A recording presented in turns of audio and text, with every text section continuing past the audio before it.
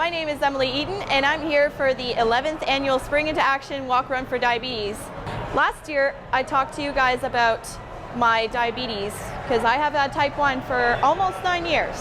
I was in multiple daily injections. So we're talking about an insulin pen with needles that I have to inject in myself almost like 6 times a day, maybe even more sometimes. I have since then switched over to this beautiful Medtronic pump.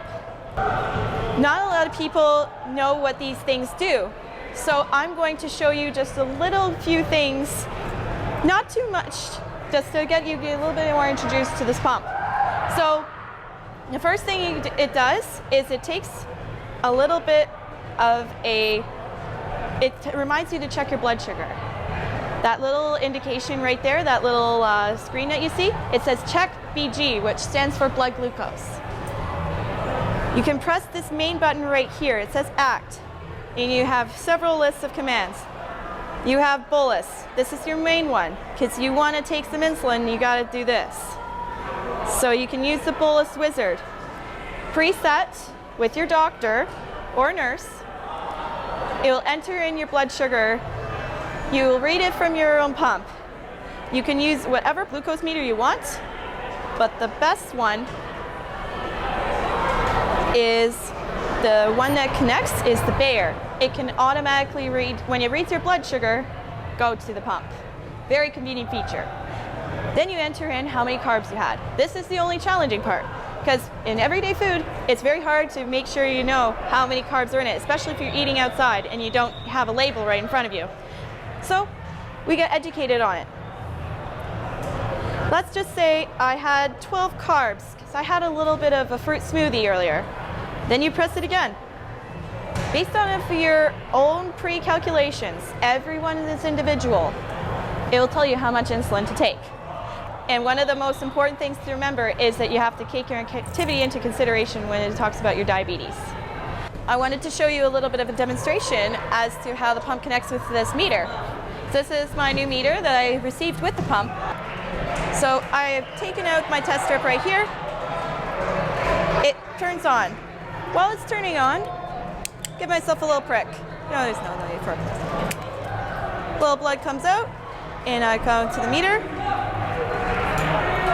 These are the best strips because you can fill them at any rate you want. So it's because I had the smoothie, my blood sugar is at 12.3. We're about to go jumping soon, so it might go down a lot. But I want to show you the coolest thing about this is it connects right to the meter. It tells you BG is higher than your bolus wizard. It tells you when you're out of your ideal range. Connects here. If I enter in any carbs, I don't have to. And it tells you how much insulin you need to just bring yourself back down to ideal. And it's just the simplest and easiest way, especially when you're doing daily busy activities. You don't really have to think and calculate as much as you usually do. And then you can also set a reminder for whenever you need to take insulin.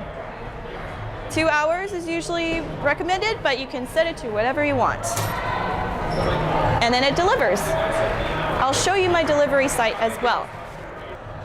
So you can see that there's a little mark right here. This is where the insulin goes in. The sticky part right here is going to help you just keep this here.